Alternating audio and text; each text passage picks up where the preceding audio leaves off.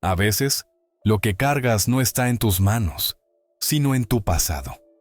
Aquella mañana gris de marzo, el Terminal C del Aeropuerto Internacional de Red Hollow, en Ohio, zumbaba con más fuerza de lo habitual.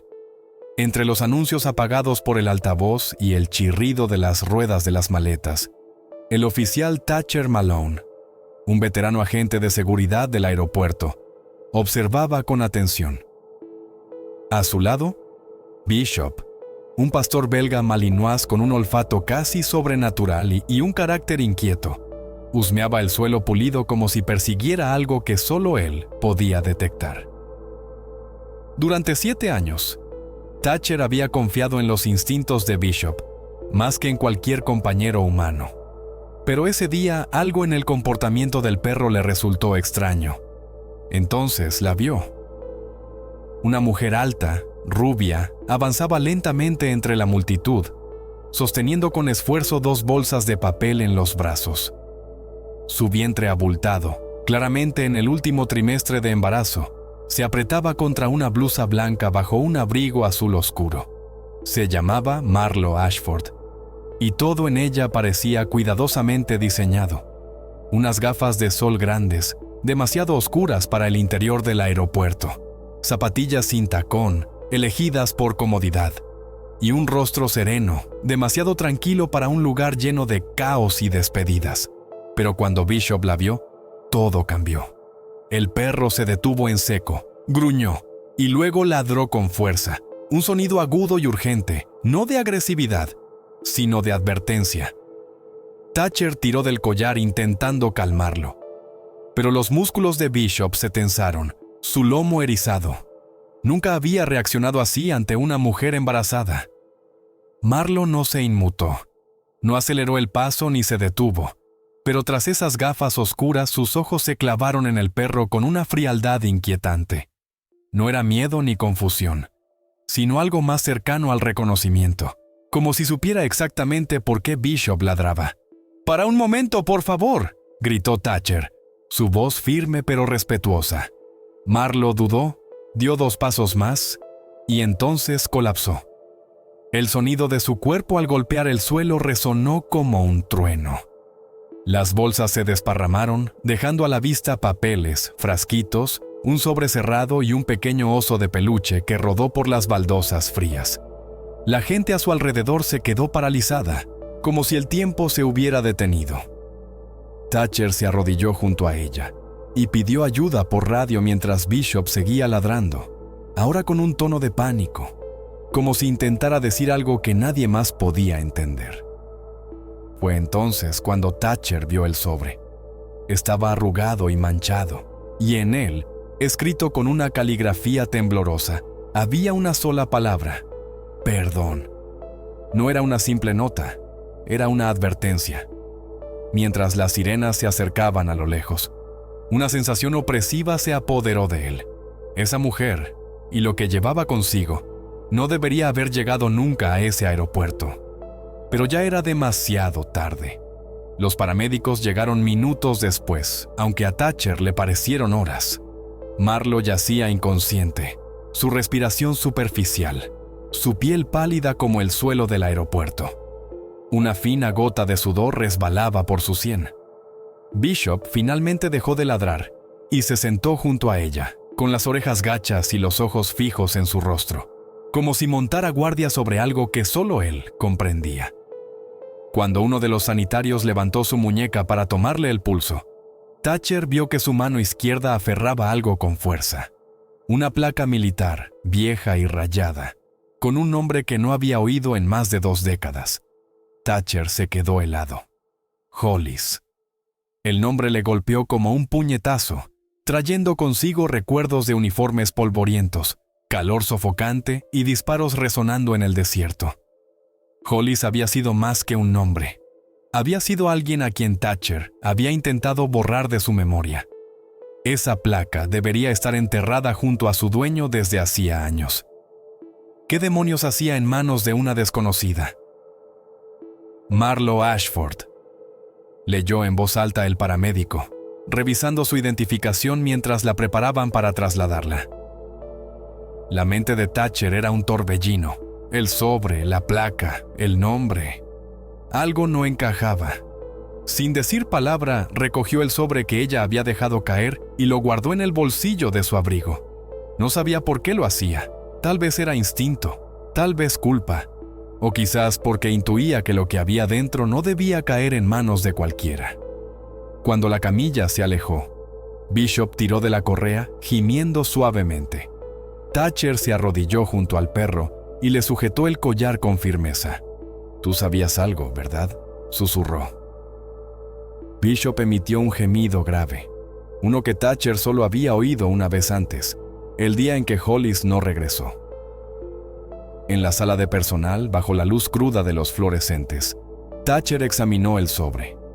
La caligrafía era inconfundible. No era de Marlowe, era de Hollis.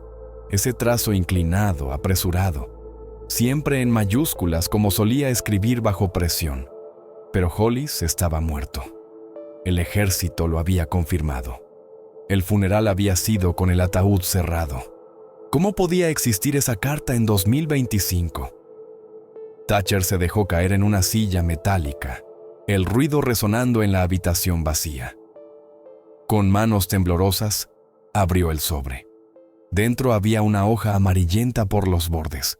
La primera línea decía: «Si estás leyendo esto, significa que no cumplí mi promesa». Algunos fantasmas no acechan, pensó Thatcher mientras leía. Algunos guían. La carta continuaba con un tono febril, entre confesión y advertencia. Hollis hablaba de alguien a quien conoció en su último despliegue en Kandahar. Una mujer llamada Lena, una intérprete civil, y un secreto que juró proteger hasta la muerte. Ella no solo cargaba con su pasado, escribió, también cargaba conmigo. Thatcher apenas recordaba a Lena. Era una figura silenciosa, siempre en las sombras, nunca demasiado cerca de los soldados. Pero Hollis la miraba de forma distinta.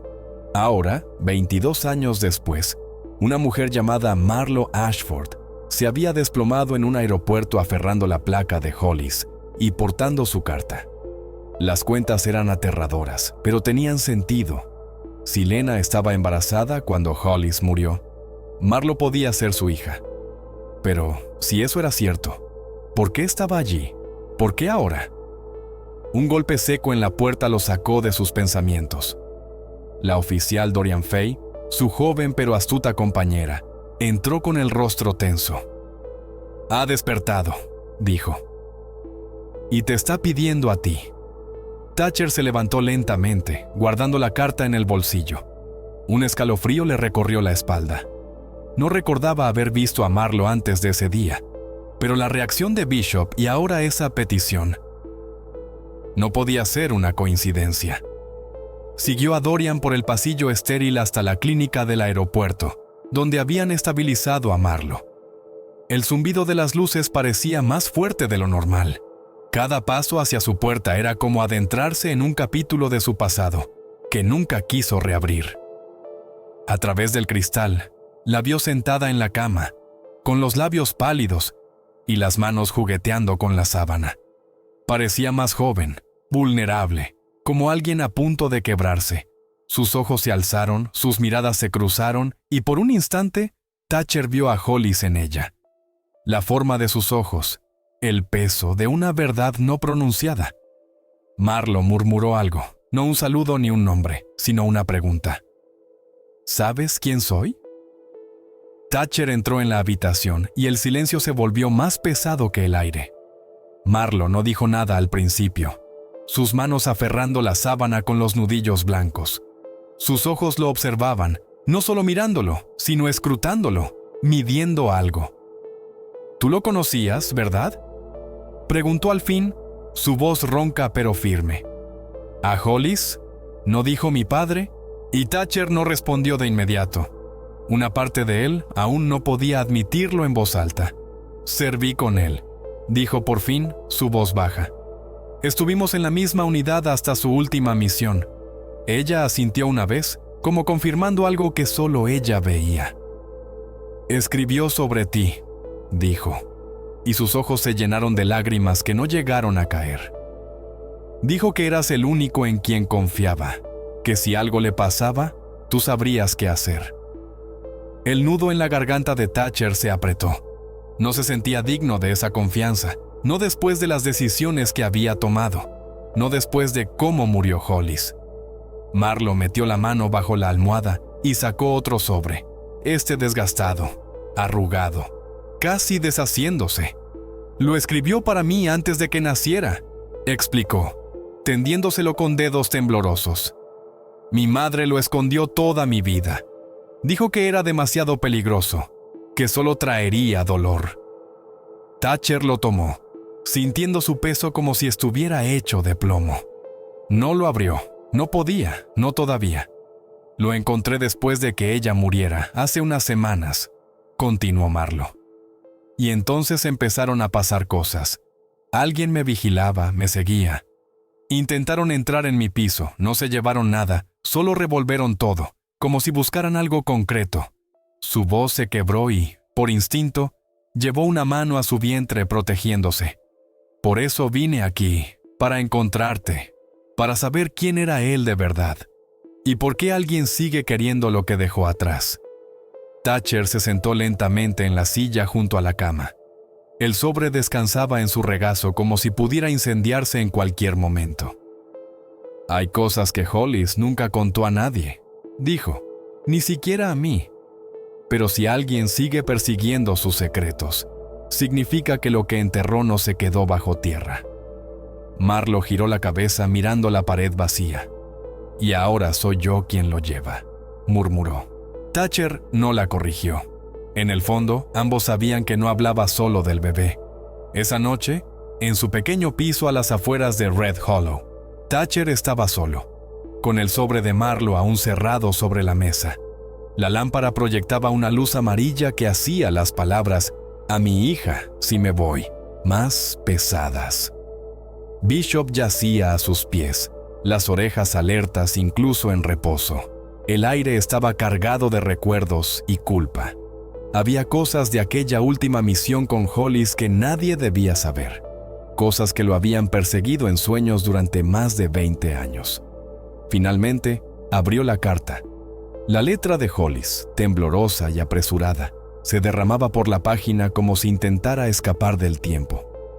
Hablaba de archivos gubernamentales, documentos ocultos y una memoria USB robada durante una operación secreta que no aparecía en ningún informe oficial.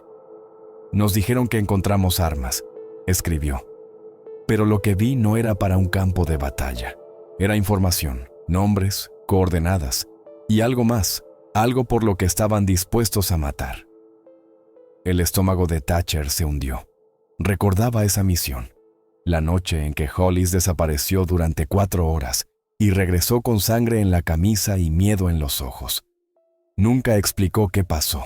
Solo entregó una bolsa sellada a alguien de Langley y fingió que no había ocurrido nada. Hasta ahora, un golpe en la puerta lo arrancó de sus pensamientos. 3 golpes secos, precisos. Bishop se levantó de un salto gruñendo. Thatcher se acercó con cautela, la mano en la pistola. Abrió apenas lo suficiente para ver un pasillo vacío, pero algo estaba pegado a la puerta. Una foto granulada en blanco y negro de Marlo, embarazada en una parada de autobús. En el reverso, un mensaje mecanografiado. No eres el único que recibió la carta. La sangre se le heló. No se trataba solo de Marlo. Alguien más había recibido el mismo aviso, el mismo conocimiento, y estaban vigilándola. Thatcher regresó al aeropuerto pasada la medianoche. Los pasillos estaban silenciosos. Los viajeros reemplazados por limpiadores y personal nocturno. Obispo avanzaba con decisión, olfateando el aire. Algo no encajaba. Las puertas de la clínica estaban abiertas, un mal augurio. La seguridad nunca las dejaba así fuera de horario. Thatcher empujó la puerta lentamente, con la mano en la placa. El interior estaba a oscuras. La recepción vacía. La cama de Marlo también. La sábana estaba doblada en la silla, un vaso de agua intacto en la mesilla. El corazón de Thatcher se apretó. Ella no se habría ido sin avisar, no después de lo que habían hablado. Se volvió hacia Bishop. El perro olfateaba furiosamente una rejilla de ventilación y gruñó, profundo y enfadado. Alguien había estado allí recientemente y no quería que Marlo siguiera en esa habitación. Su teléfono vibró. Un número desconocido. Contestó y durante 3 segundos no hubo respuesta. Luego, una voz masculina distorsionada habló. «Está más segura con nosotros que contigo, oficial Malone. No interfieras. Ya fallaste a su padre. No le falles a ella también». La línea se cortó. Thatcher se quedó inmóvil, el teléfono apretado en la mano.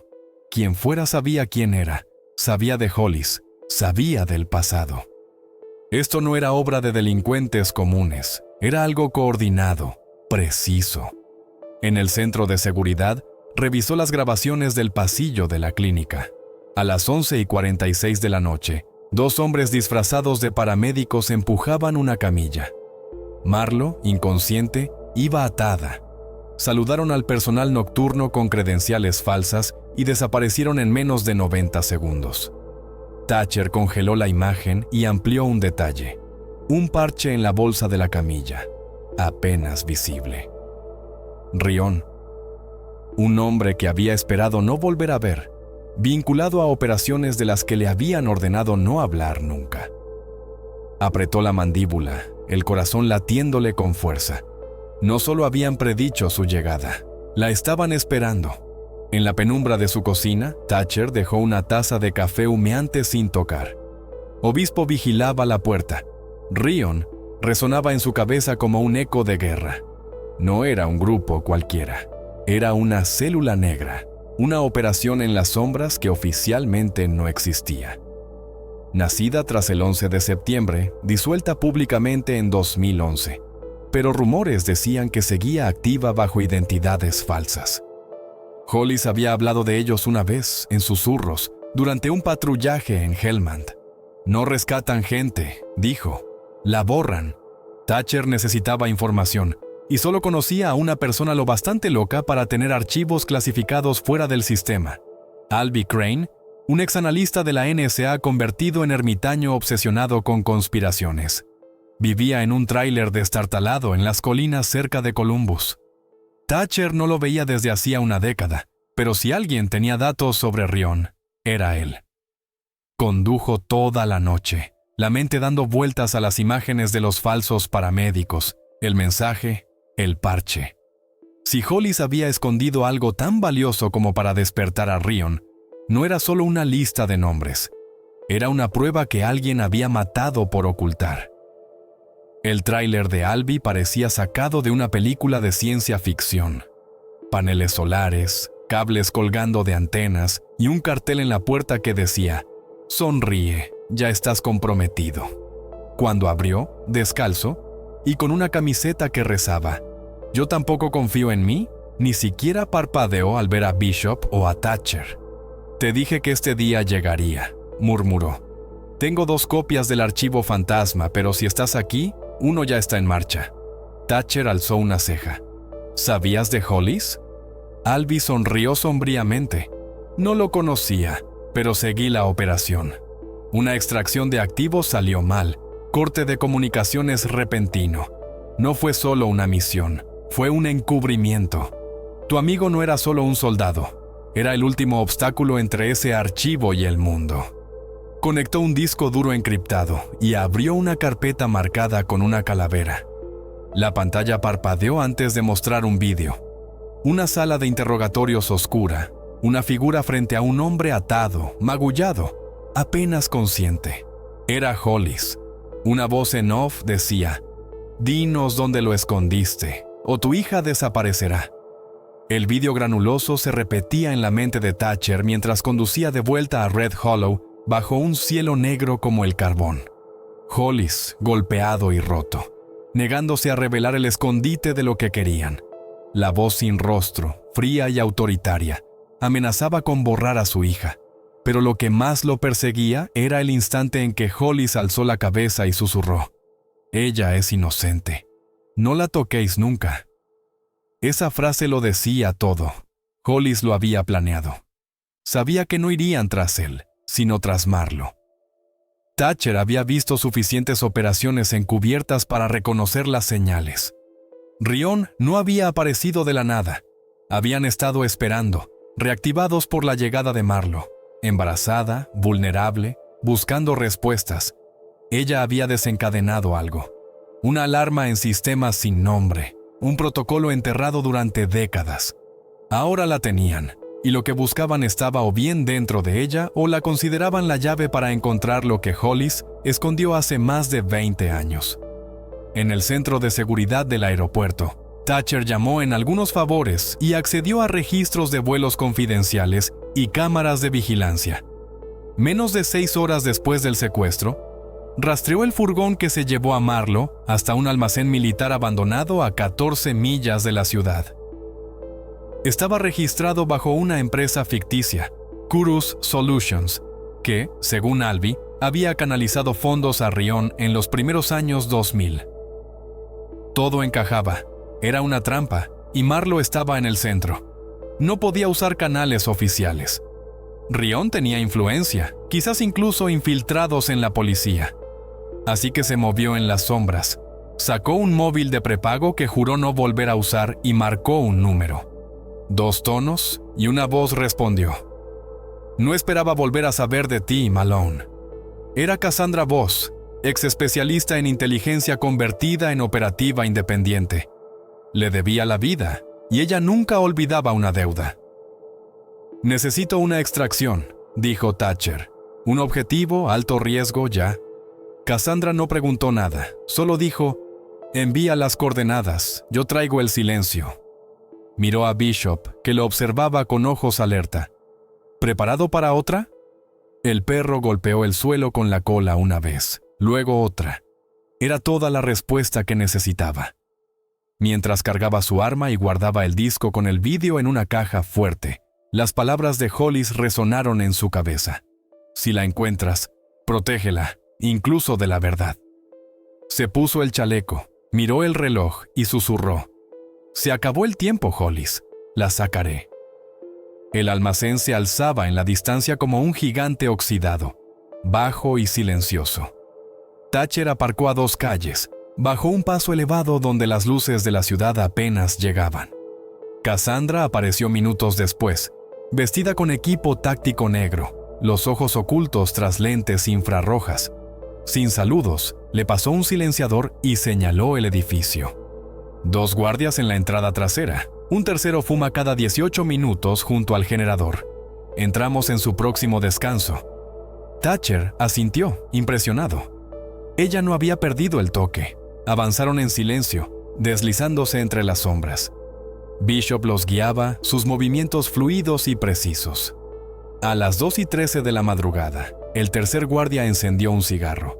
Como Cassandra había predicho, se colaron por un panel lateral, viejo y olvidado. Dentro olía a aceite, metal y algo rancio. Los pasillos estaban abarrotados de cajas sin etiquetas. El haz de la linterna de Thatcher solo revelaba polvo y candados. Entonces lo oyeron. Un murmullo débil, una voz femenina. Siguieron el sonido por un corredor serpenteante hasta una puerta cerrada con una ventana pequeña. Allí estaba Marlo, esposada a una silla, el pelo revuelto, los labios agrietados. Pero sus ojos se iluminaron al verlo. Cassandra empezó a forzar la cerradura, pero Bishop gruñó bajo. «Aguanta», dijo Thatcher, girándose lentamente. Pasos en las sombras. 2 hombres armados emergieron, uno con un silenciador, el otro con una porra eléctrica. «Aléjense de la puerta», dijo el más alto con calma ensayada.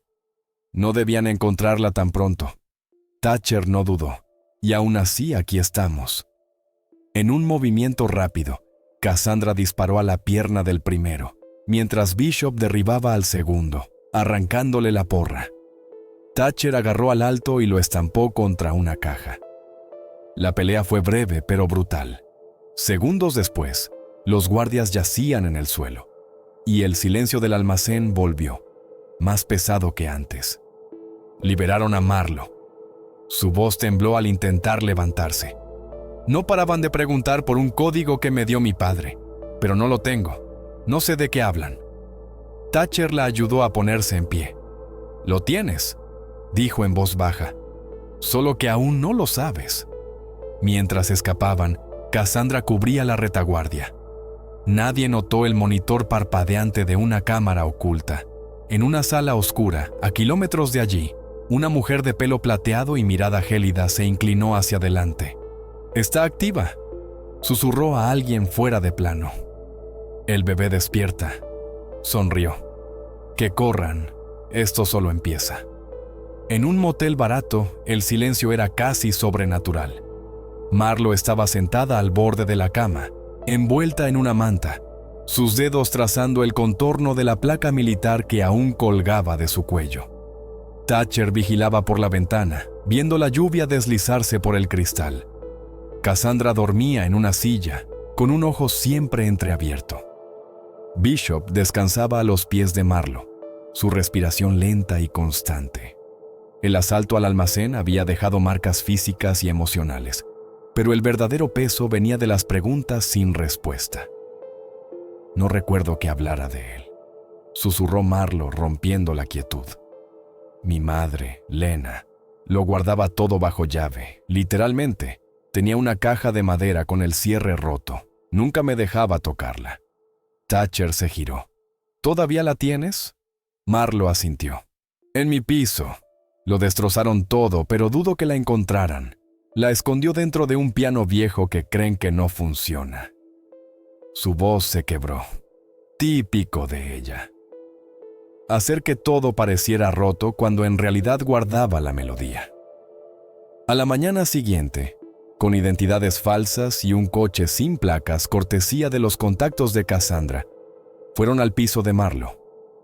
El edificio estaba precintado, pero Thatcher sabía cómo sortear la cinta policial.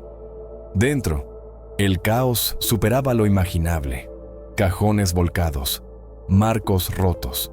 Pero el piano seguía intacto, escondido a plena vista. Marlo levantó la tapa y sacó la caja de madera. La abrió con cuidado, como si destapara una tumba. Dentro había fotos en blanco y negro, desgastadas por el tiempo. Lena y Hollis riendo junto a un jeep militar. Documentos en farsi. Una cinta con la etiqueta «Solo para ella cuando esté lista» y un saquito de terciopelo. Dentro, una llave de latón antigua con un número grabado, 0471. Marlo la miró como si fuera radiactiva. «He visto este número antes», murmuró. Escrito a mano en un mapa de Arlington. Los ojos de Thatcher se entrecerraron. No es solo una llave, es una ubicación, una caja fuerte. En el motel, escucharon la cinta. La voz de Lena, más vieja de lo que Marlo recordaba, era lenta y cauta. «Si oyes esto, estás en peligro y lo siento. Intenté protegerte de él, de ellos, de la verdad. Pero siempre encuentras el camino de vuelta. Naciste para eso». Las manos de Marlo temblaban. «Nunca te conté que le hicieron a Hollis, ni a mí. Pero lo que hay en esa caja no es solo de ellos, es tuyo. Y harán lo que sea por esconderlo». Fuera, un trueno retumbó. En el destello de un relámpago, Thatcher vio una figura al otro lado de la ventana. Se levantó de golpe. «Nos han encontrado». Bishop gruñó.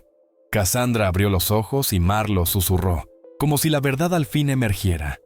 «No se trata de un archivo. Se trata de mí». El tren a Arlington traqueteaba en silencio. El golpeteo de las vías apenas audible bajo el peso de lo que estaban a punto de hacer. Marlo iba entre Thatcher y Cassandra, aferrando la llave como si fuera un salvavidas.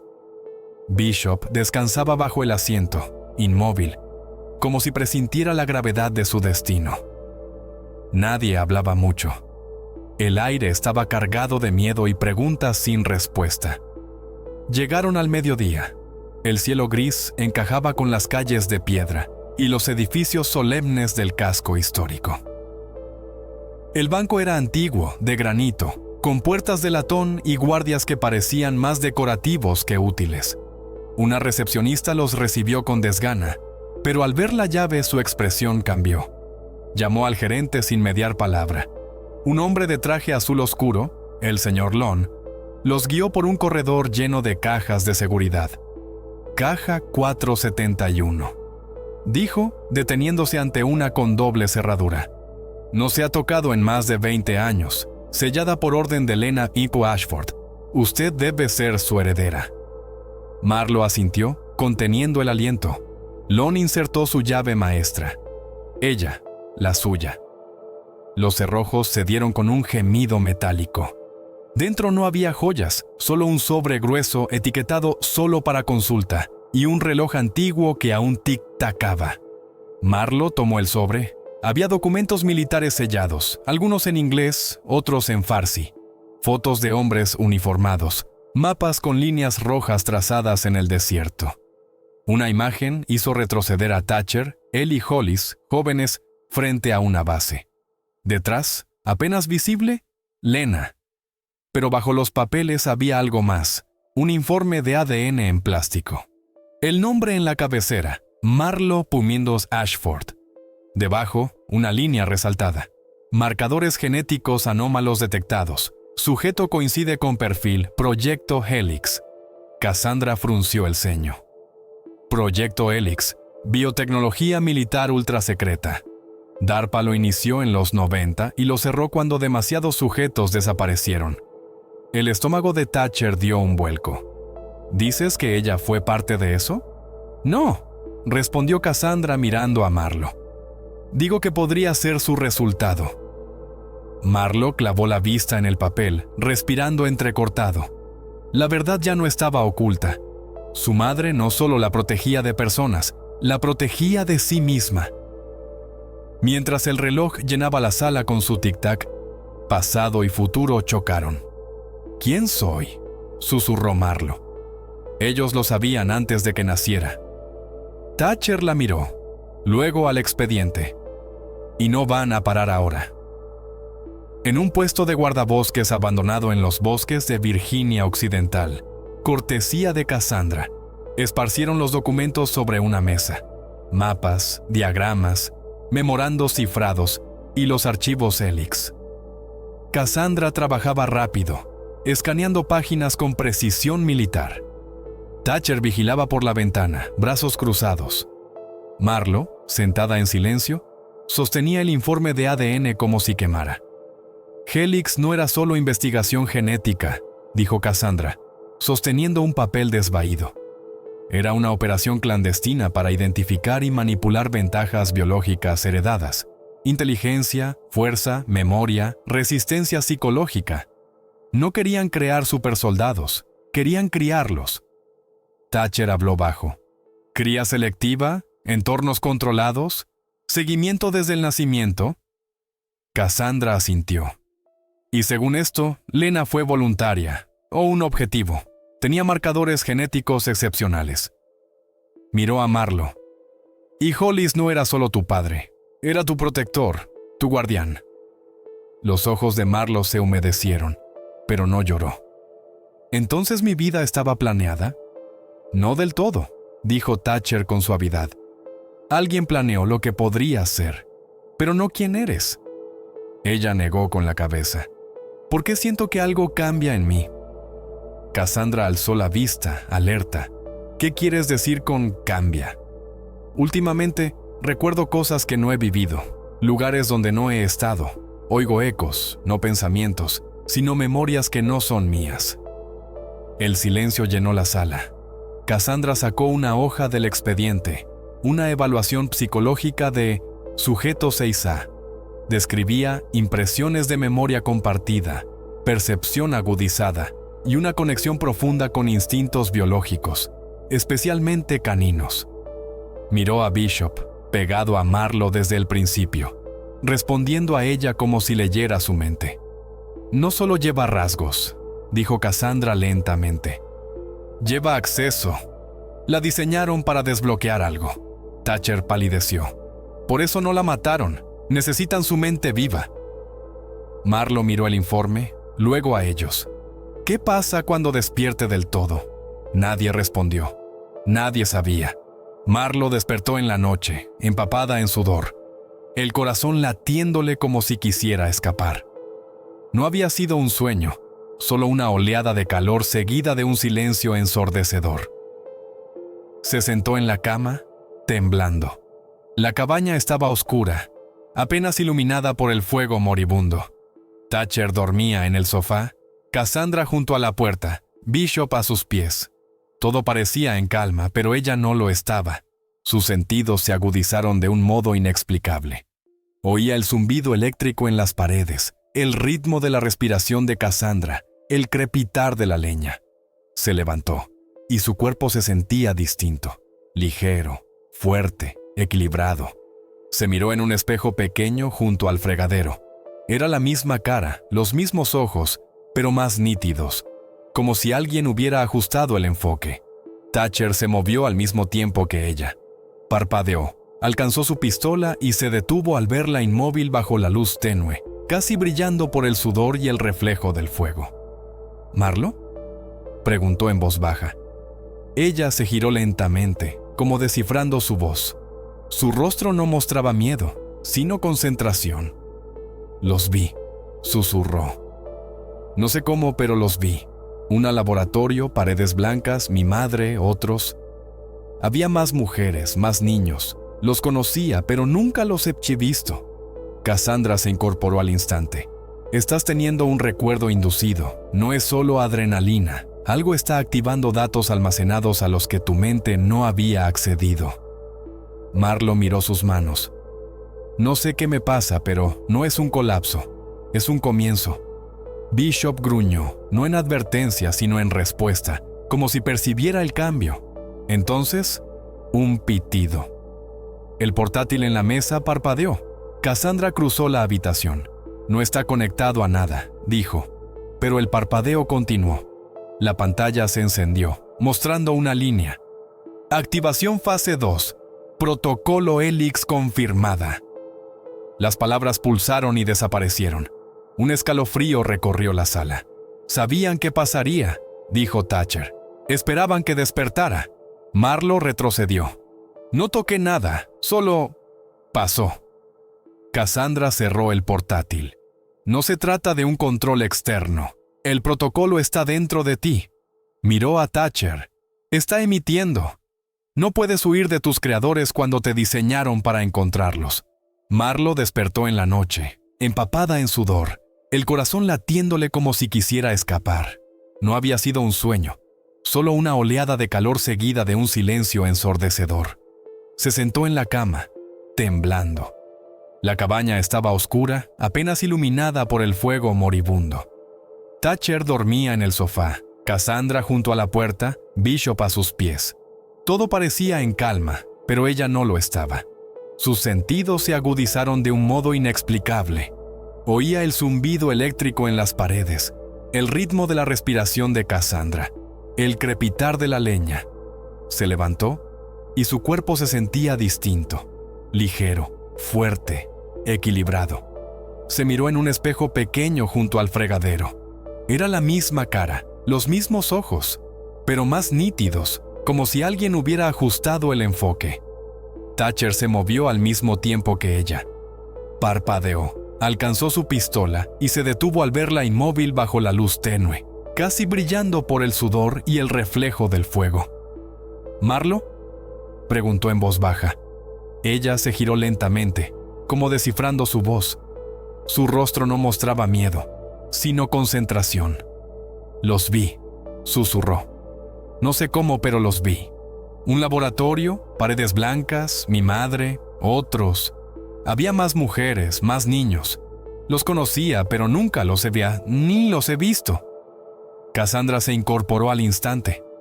«Estás teniendo un recuerdo inducido. No es solo adrenalina. Algo está activando datos almacenados a los que tu mente no había accedido». Marlo miró sus manos. «No sé qué me pasa, pero no es un colapso. Es un comienzo». Bishop gruñó, no en advertencia, sino en respuesta, como si percibiera el cambio. Entonces, un pitido. El portátil en la mesa parpadeó. Cassandra cruzó la habitación. «No está conectado a nada», dijo, pero el parpadeo continuó. La pantalla se encendió, mostrando una línea. «Activación fase 2 protocolo Helix confirmada». Las palabras pulsaron y desaparecieron.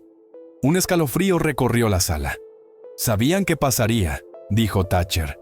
Esperaban que despertara. Marlowe retrocedió. No toqué nada, solo pasó. Cassandra cerró el portátil. No se trata de un control externo. El protocolo está dentro de ti. Miró a Thatcher. Está emitiendo. No puedes huir de tus creadores cuando te diseñaron para encontrarlos. La quietud tras la activación era más ruidosa que cualquier alarma. Marlowe sentía el cambio, no solo físico, sino mental, emocional, casi espiritual. No estaba transformándose, estaba conectándose a algo mayor. Thatcher sabía que su tiempo se agotaba. Ahora que Helix había confirmado su activación, los responsables, los que la construyeron, estaban en alerta. Sabían que existía, que estaba despierta, y vendrían por ella. Cassandra rastreó un nombre en los documentos del banco: el Dr. Julian Crest, un genetista de DARPA oficialmente fallecido en 2012 tras un accidente de laboratorio. Pero registros financieros cifrados contaban otra historia. Seguía recibiendo fondos a través de una empresa fachada en Arizona. No está muerto, confirmó Cassandra. Solo se escondió tras los papeles adecuados. Marlowe miró la pantalla. Si me creó, me debe la verdad. El lugar estaba disfrazado como un centro de rehabilitación en el desierto de Arizona. Aislado, silencioso, rodeado de arena y sombras. Pero las imágenes de vigilancia mostraban otra cosa. Guardias armados sin insignias, vehículos con sensores térmicos, entradas reforzadas. No es un centro, dijo Thatcher, es un búnker. Entraron pasada la medianoche por una vieja mina de mantenimiento que Albie había desenterrado en planos antiguos. El aire era frío, estéril, pesado de secretos. Tras sortear pasillos estrechos y trampas de seguridad, encontraron un laboratorio subterráneo. Allí, esperándolos, estaba un hombre de pelo cano y ojos vacíos. No huyó ni se alteró, solo levantó las manos lentamente. «Llegas pronto», dijo con calma mirando a Marlowe. El protocolo se activó antes de tiempo. Thatcher dio un paso adelante, pistola en mano. «¿Dr. Crest?» «Fui ese hombre», respondió. «Ahora solo soy el último que recuerda cómo te hicieron». Marlowe se acercó, la voz firme pero rota. «¿Por qué mi madre? ¿Por qué yo?» Crest suspiró. «Porque ella tenía los marcadores más puros, y tú fuiste nuestro único éxito». La respuesta silenciosa a una pregunta que el mundo aún no ha hecho. «¿Qué pregunta?», espetó Cassandra.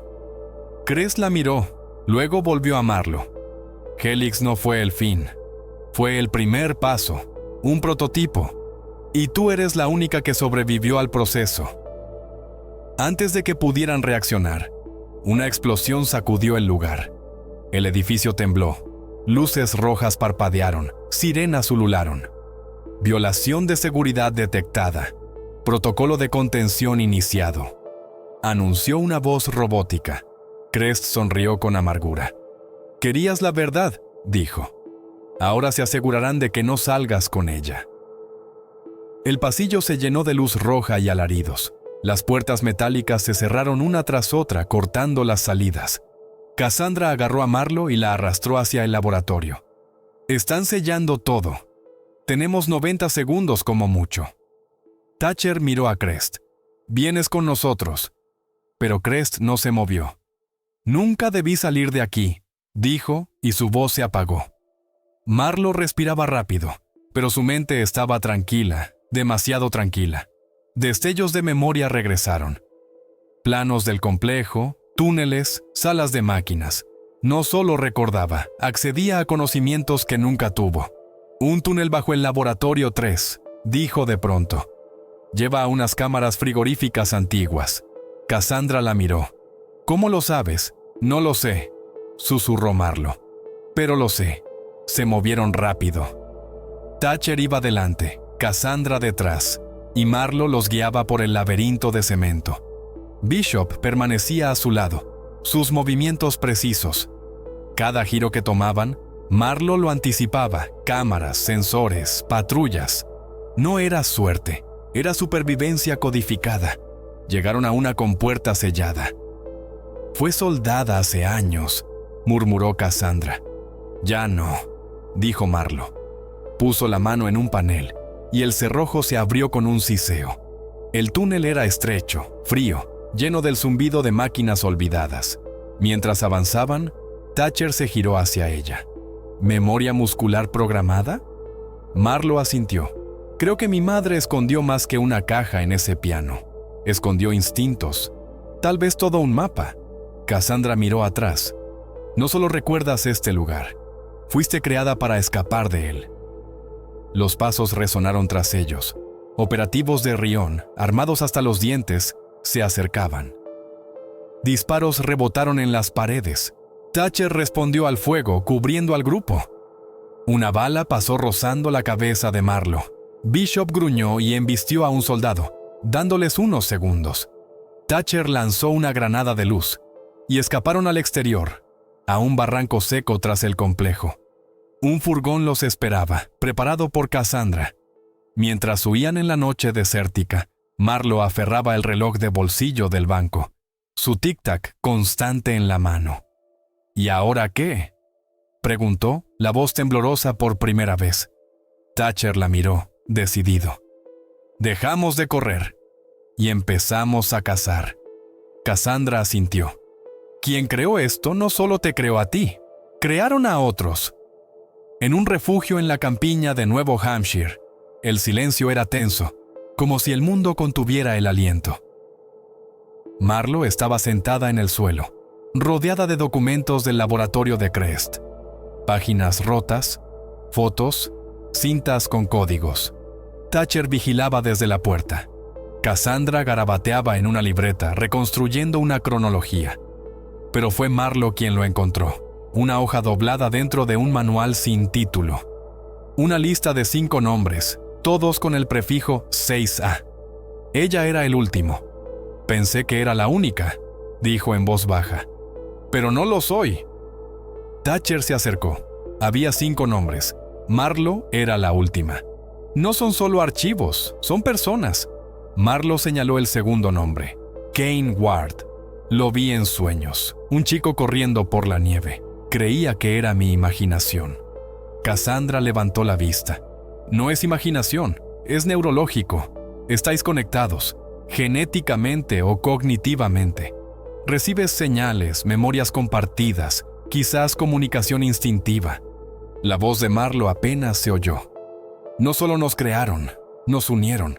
Esa noche, Cassandra descifró una memoria USB de los papeles.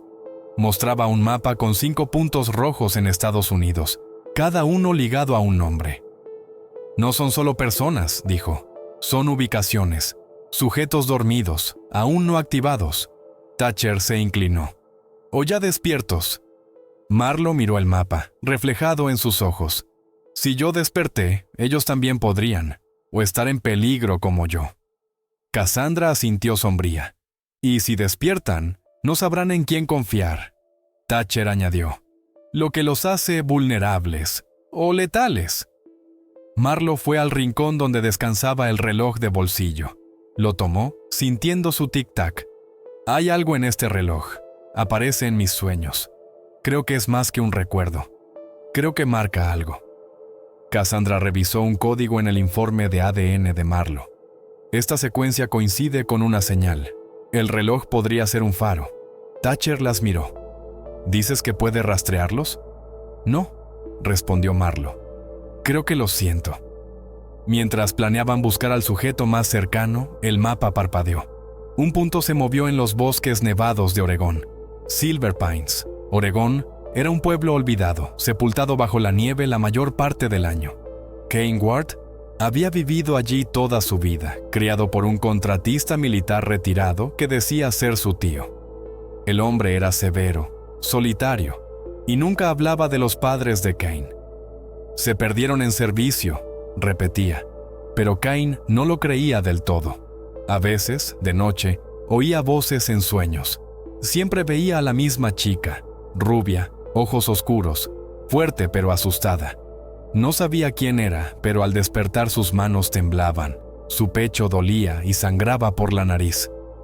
Esa mañana, tras el sueño más intenso, sintió un cambio. La chica susurró un nombre: Marlo. Al despertar, un reloj antiguo en el pasillo, intocado durante años, volvió a funcionar.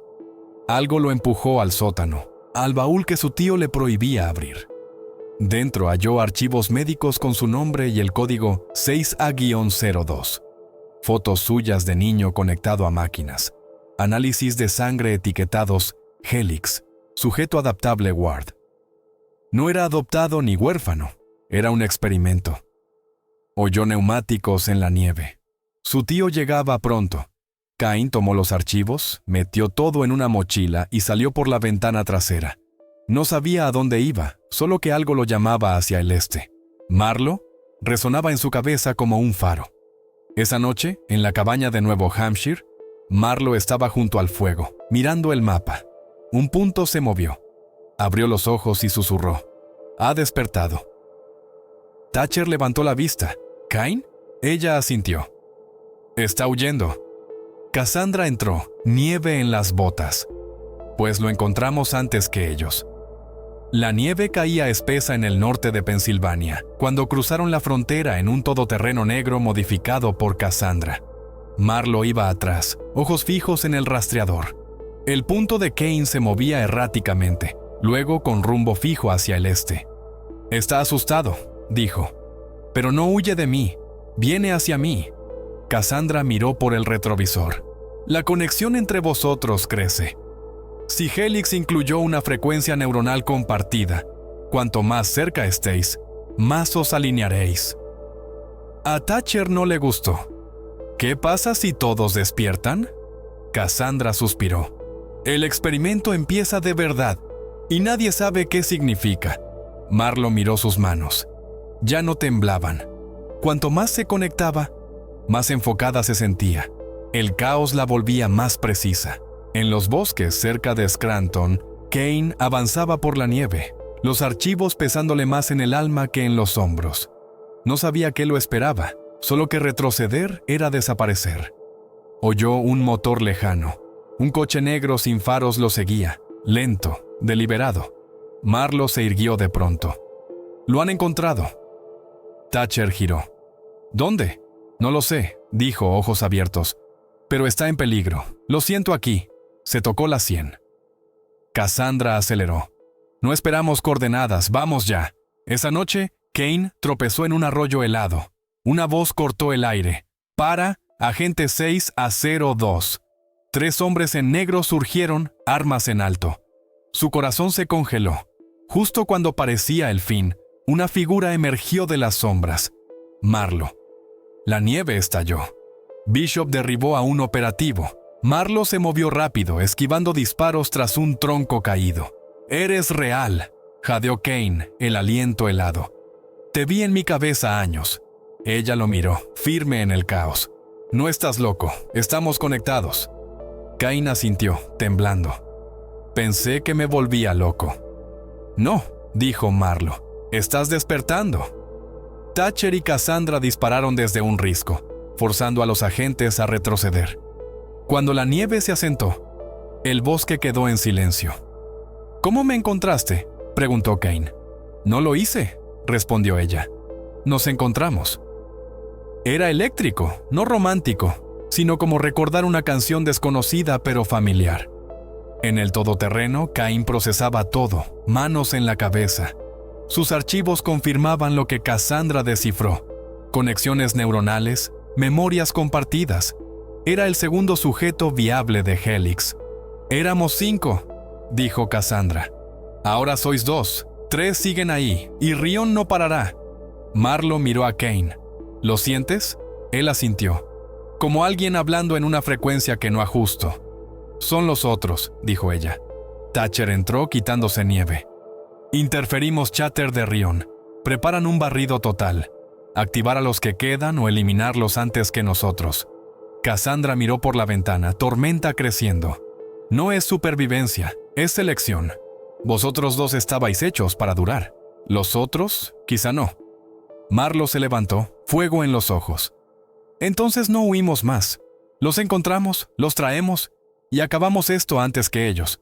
Cain la miró, sorprendido. ¿No tienes miedo? Ella sonrió, rota pero firme. Sí, pero el miedo no para. Tomó el reloj, tic-tac constante. Nos crearon para seguir. Nosotros decidimos terminar. Un viejo complejo en las colinas de Carolina del Norte parecía abandonado, pero Marlo sentía la señal viva. Ella, Cain, Cassandra, Thatcher y Bishop, Stoyali frente a la entrada oxidada. Sabían que abajo estaban los últimos 3 sujetos Helix, despiertos, sin huir ni esconderse. Bajaron por túneles fríos, guiados por instinto más que memoria. Los encontraron en una sala, 3 figuras como ellos, marcadas, alteradas, sin miedo, solo reconocimiento. Una chica dio un paso. «Te vimos en la oscuridad». Cain asintió. «Venimos a apagarla». En la sala de control, Cassandra insertó el último dispositivo. «Esto lo borra todo, en todas partes». Marlo la miró, inmóvil. «Hazlo». Cuando el sistema colapsó, fue como exhalar un aliento retenido. Servidores apagados, códigos borrados. El zumbido que los persiguió toda la vida se desvaneció. Por primera vez, no eran activos ni sujetos. Eran personas. Fuera, el sol salió sobre los árboles mientras el complejo se derrumbaba atrás. Cain se giró a Marlo. ¿Se acabó? No, dijo ella. Es el principio. Terminamos lo que empezaron, para todos como nosotros. Sin secretos, sin control, solo elección. Lo único que Helix nunca permitió. Marlo sostuvo el reloj, su tic-tac firme. Un eco sonó en su mente. La voz de su madre. No te hicieron para obedecer. Te hicieron para elegir. Cerró los ojos bajo la luz y por primera vez se sintió libre.